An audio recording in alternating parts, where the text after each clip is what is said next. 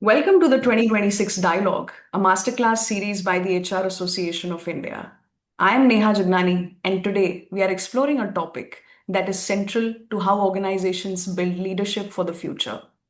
Our theme for this session today is from executive search to leadership impact, hiring for long term success. To explore this timely conversation, we are joined by Jaideep Nath. Jaideep brings over 3 decades of diverse leadership experience spanning business operations, enterprise leadership, and executive search. His career has been anything but linear, with leadership and operating roles at organizations including Citibank, American Express, and Genpact, followed by executive advisory and leadership roles with Egon Zehnder and Pedersen and Partners. Today, as Managing Director Executive Search at Hotelivate-Savills, he leads the firm's executive search practice across multiple markets. What distinguishes Jaideep is the breadth and versatility of his experience. Having worked across business, operations, leadership, advisory, and executive search, he brings the perspective of both a business practitioner and a leadership advisor to working with boards, CEOs, and CHROs on high stakes leadership and transformation mandates across industries. Jaideep, thank you so much for joining. It's a pleasure having you. Very happy to be having this conversation, Neha.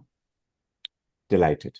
Thank you so much, sir. Looking forward to this exciting masterclass. So, to begin with, Happy. Jaideep, from your experience in executive search, what separates a candidate who looks impressive on paper from a leader who can genuinely create long term impact within an organization?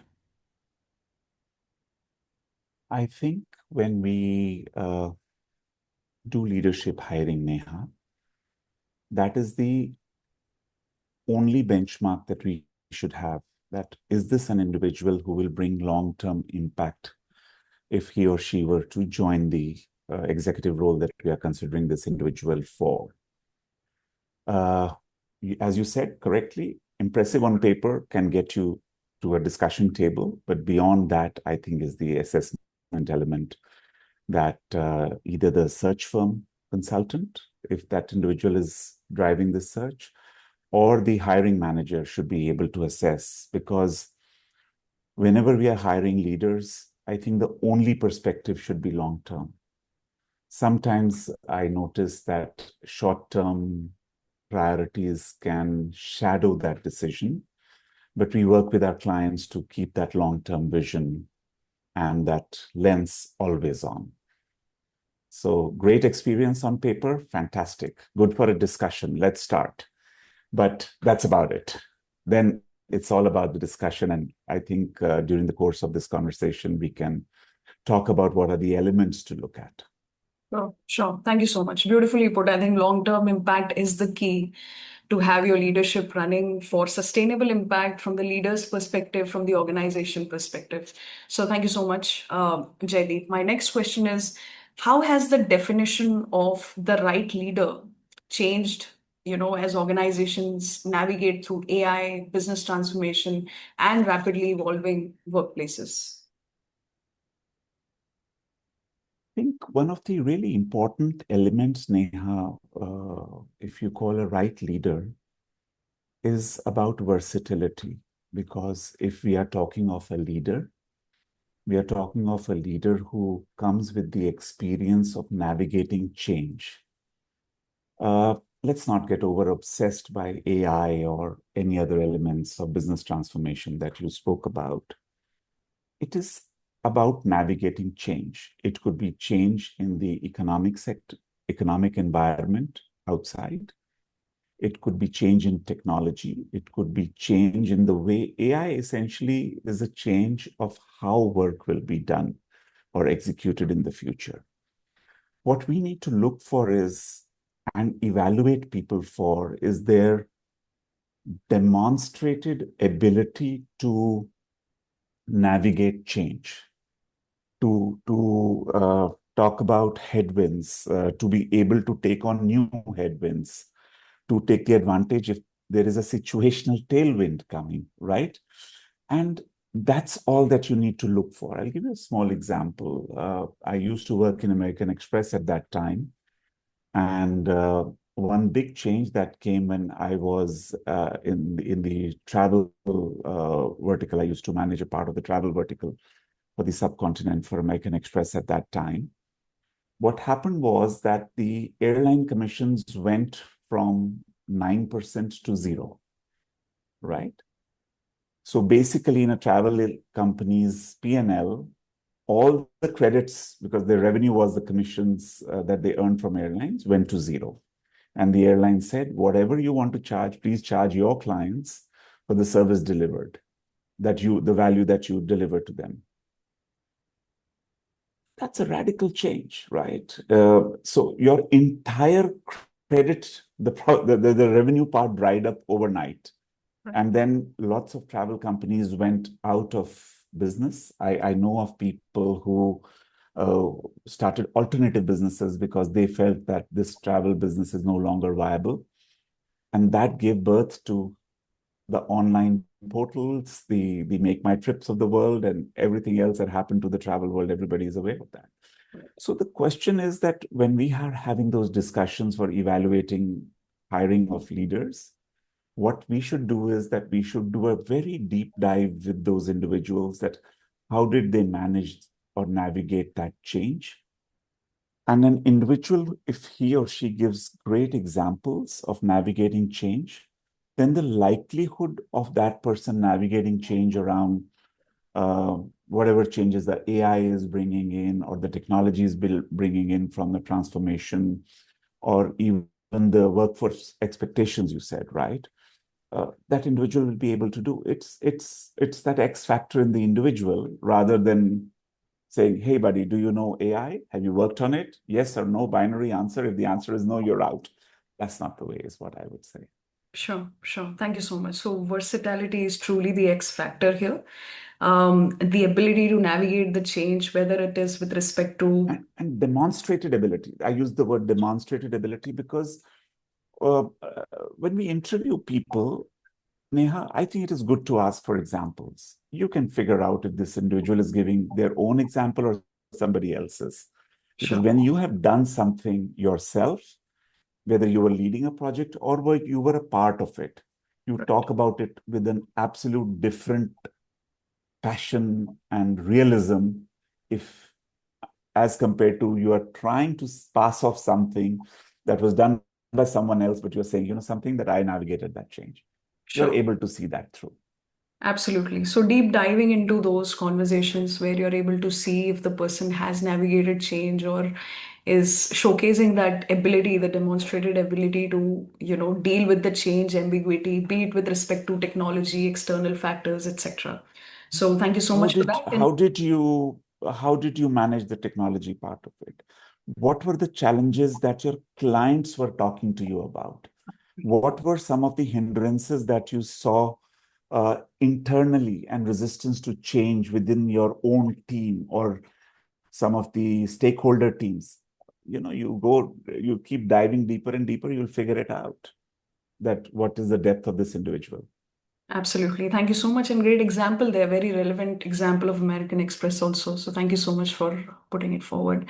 My next question, Jaideep, is when hiring for CXO and other mission critical roles, how do you assess culture fit and leadership potential without allowing the culture fit to become a barrier to diversity of thought?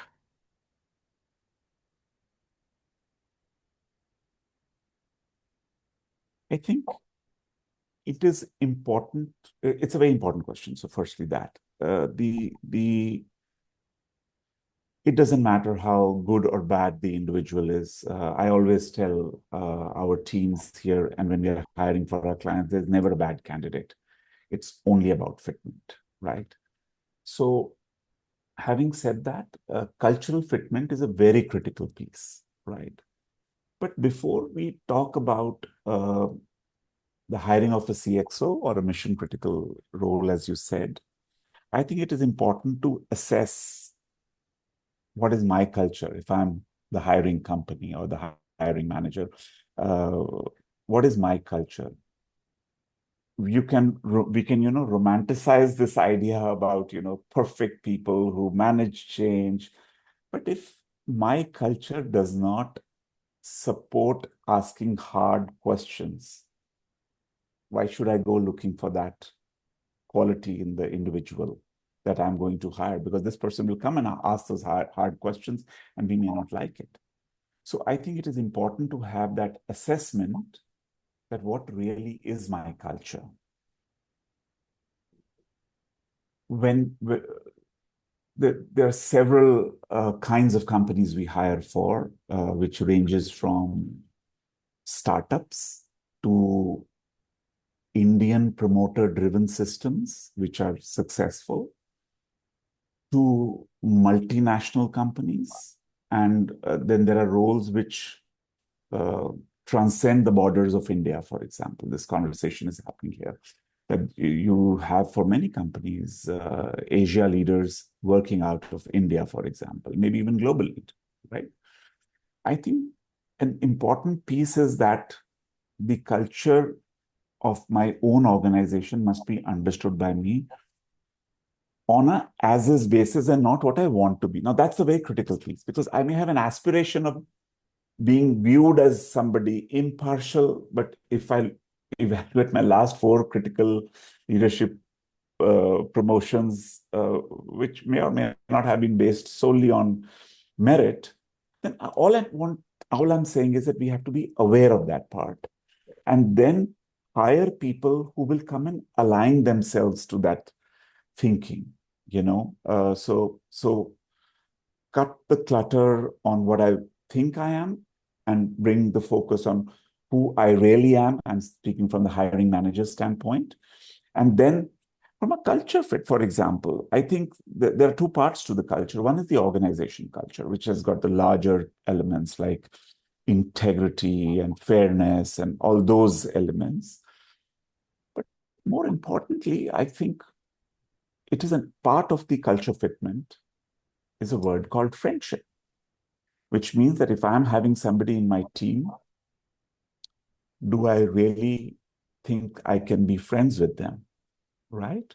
And that's usually not the hat people wear. But eventually that is what decides or defines that how successful that individual will actually be. Because if you and I are working in a team, Neha, and if you are hiring me to work for you, I think that ease of communication must be established upfront. That comfort must come that, hey, he's a great guy. We can be, good friends as well.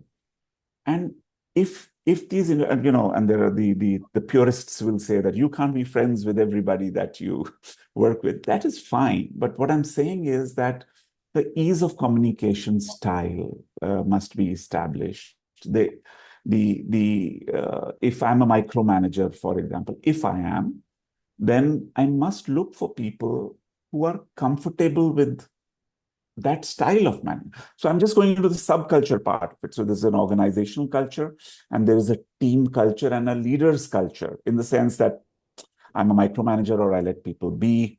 Do I expect people to talk to me every Monday morning, or I have a fairly unstructured approach and the results get delivered every month end? So people must be comfortable in that system, is all I'm saying. I'm not sure if I answered it directly, but I kind of give you the big picture. Absolutely, sir. And it was very comprehensive, I would say. To start with, it's all about assessing your own culture before trying to find people if they fit your culture. It's very important to have that Yeah. awareness. And I loved how you mentioned that when you evaluate, it should be on as is basis and not what you intend to be. So, and then subsequently hiring people who will align to that culture after your assessment is done. And loved how you ended it by, bifurcating it from the organization perspective and then another layer of friendships. It's a great perspective where you want to establish a comfort with the people that you're hiring. It becomes much more easy to first understand the style and then looking for people who can better align to that. So thank you so much for that input, Jaideep.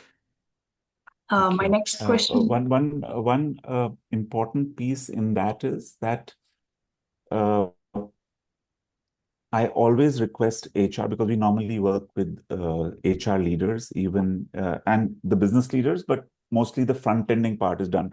by the HR, I always request for a meeting with the hiring manager. Even if it's a member on the board, it's the CEO, I will go sit with that individual and I would ask questions like, what does it take to be successful in your team?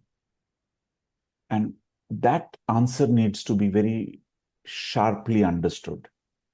And many people don't articulate that clearly, then you must have the ability to go just that, peel that onion one or two layers further to really understand to what it takes to work with this person. Because the ability to work with this person, because we are not here to just recruit, we are here to make sure that the leaders that we hire or individuals that we hire build successful careers with our clients, right? Right. I think it is also about collaborating and having that partnership with the people you work with. So it's very important to understand the commonalities and try to, recruit people that are best suited to work with the hiring That's managers. why the word friendship. Yeah, Yes, absolutely. you're right. Thank you so much. Mhm. My next question, Jaideep, is what are some common mistakes that organizations make when hiring senior leaders, particularly when they focus too heavily on immediate business needs rather than long-term leadership capabilities? There's an old saying which says that sometimes the answers we seek lie in the questions we ask. And that's what I'm reminded of in this question, because the mistake is that, you sometimes get frustrated. I've had mandates which got closed in a few days or weeks, but there are mandates which just linger sometimes, right? Because good or bad reason, it doesn't matter. And when the mandate lingers, which means the hiring is getting delayed for some reason or the other, we are not finding the right person, I see the hiring manager become a little edgy and willing to take somebody who's 70% ready and not 100% fit, right? So that's the mistake that people sometimes make. And it's a business decision. And I do think that sometimes when the ask is very nuanced, we should be willing to. So I'll flip this question a little bit and I'll answer it in a different way. Sometimes we very, very distinctly go for the experience of the leader we are hiring. So I typically ask this question when I sit down with anybody for discussing a mandate. And I always ask them that, will you hire for experience or will you hire for potential? And 9.5 out of 10 people will say, before I finish my question, that I will hire for potential. So that's the politically right thing to say, because that I believe in myself that I like to hire when people who have great potential. But when you sit down and discuss 5 profiles with them and they want to shortlist 2 of them for a conversation, you will always see that they shortlisted somebody who exactly fitted the goal. Or the ask of the role, right? You're looking for a very senior leader, they will shortlist somebody who's done that for the last 20 years of their life, right? So what I'm saying is that I'm not saying what is wrong or what is right, but what I'm saying is to be mindful that my positioning to myself is that I'm hiring for potential, but my action says that I'm hiring for experience. But more importantly, all I would like to say here is that keep that potential in mind, right? Because a lot of time you get veered towards the comfort of the experience. And I've seen these mistakes. And, I always like to say that, I have no clients. We only have friends whom we do business with, right? So what I'm trying to say here is that I have these conversations with very senior people. And when I see them that they are, going towards hiring a certain individual, while I feel another individual in the same mix of people is better suited, I have that debate with them. I'm not saying that I win all the time, but I always bring it to the perspective to say that, they must consider people. For example, somebody who has a variety of experience versus somebody who has a very linear career. A very loose example sometimes I give, and don't hold it against me, is that sometimes people say that kids of army families are really smart because they went in their 12 years of schooling, they probably went to 3, 4, or 5 different schools. So they went through the rigor of building new friendships, building new equations. See, those are life lessons, right? You learn them as you go along, right? Worse, I'm not saying somebody who did grade 1 to grade 12 in a single school is not smart, but all I'm saying is that changing those schools adds some skill sets to that individual, right? Having to reset and reestablish your credibility yet again. Like for young people, I always say that if you get an opportunity to work in cities which are different from your home cities, please take that perspective. Go work in Chennai, in Hyderabad, in Singapore, come back. You'll always become better people, better leaders.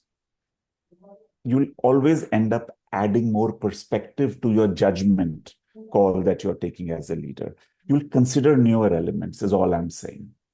Sure. Long-winded answer, I think, but I hope I've answered what you said, asked for. Absolutely. So keeping the potential in mind is one of the takeaways from this. So thank you so much. And this brings us to the last question, Jaideep, for this session is looking ahead, what qualities you believe will distinguish the most successful leaders over the next 5 to 10 years, and how should organizations rethink executive search to identify those qualities?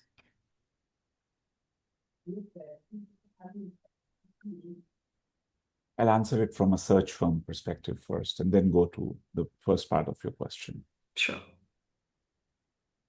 I think we are trying to make leadership recruiting a science. I think it's an art, in my view. Something in your gut tells you this person will work out or this person will not work out. And one should respect that feeling, because that is probably resting on many elements that you see in that discussion with that individual, right? So I'm not saying that you must always hire an executive search firm to do it, but getting executive search firms involved adds a little bit of perspective to that search, because they will always look at it. I'm presupposing that you have a matured consultant dealing with you on that side, other side, always end up with a different perspective. So it's also a question of how we engage as clients with the search firm.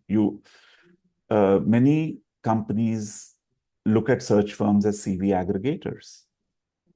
I don't think so there could be some people who do that, but I think you should look and task search firms, articulate your requirement well, and then let them and encourage them to bring different perspective. And I'm presupposing that you trust the consultant that you work with, right? The trust is most important.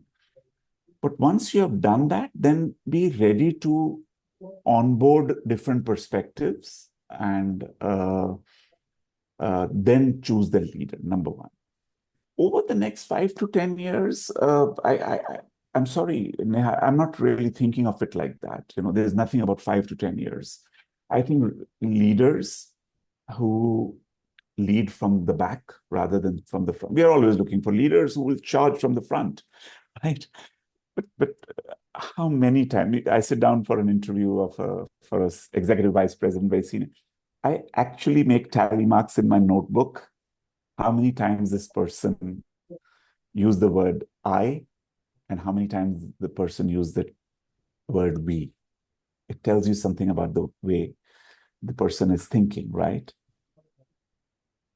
I would always look for people who are aware of their vulnerabilities, who are not saying that they are perfect, but are willing to work towards improving those elements, number one. Number two, I usually look for people by asking them, what is one new thing that you learned in the last 3 months, right? It could be anything. I could never cook properly, but now I can do it. This is something that I learned over the last 3 months. For example, it is not about something related to the business, but it's only about the mindset that, sometimes leaders are on the wrong side of 45 years, 50 years of age. Then are they still, getting ready to roll up their sleeves and look for, look for new things to learn, number one. Number two, I'm also looking for self-assured leaders, Neha. How many times you have leaders leading organizations where every interaction with them establishes the fact that I'm the managing director, I'm the CEO. I mean, I've heard this as the CEO of the company, as the head of this department, as the business leader of that department. The organization has given it to you in writing, Baba, that you are the CEO of the company. Now, every interaction doesn't need to reflect that, right? Now, let's get down to business. How well do we understand clients? How well do you know your clients? I always get a little deeper into that because a lot of times people think they know their clients deeply, but you ask them 2 or 3 deeper questions about their client's behavior, they're searching for answers. And they've worked with that client for 5 years, but they haven't had a meaningful, deep discussion with them, right? So I'm just going to turn this around and say, not just over the next 5 to 10 years, but I would look for self-assured people who are willing to embrace change. Self-assured because then they're willing to lead from the back. And does your team say that I'm supported by my great leader? That is the important part, right? Sure. Absolutely. Great takeaways there, Jaideep. The first element was I versus, we, how leaders, communicate, how many times they use I versus we. It's very important that you see the person willing to work on this element. And, very relevant when you said that you ask people, what is it that you have learned in the past 3 months? That urge to learn something new, it could be anything. It demonstrate how curious or how much the person is willing to work on themselves. It could be Correct. any part of their life. Yeah. Last but not the least, the self-assured leaders where they don't need to highlight the position, but especially, when you get to see how is it that their team feels working under them rather than just the title being there. So thank you so much for your inputs, great takeaways. And this brings us to the end of this masterclass. I thank you on behalf of HRAI for your candid inputs and perspective. I think today's conversation reminded us that the right leadership appointment, it's actually about understanding the organization's future, culture, and then recognizing the capabilities of people who are willing to navigate through it and basically identifying leaders who can create that meaningful impact within the ecosystem. So thank you so much for your insights today. I appreciate the time and the opportunity, Neha. I wish you all the very best. And thank you so much. Thank you so much, sir. Pleasure having you.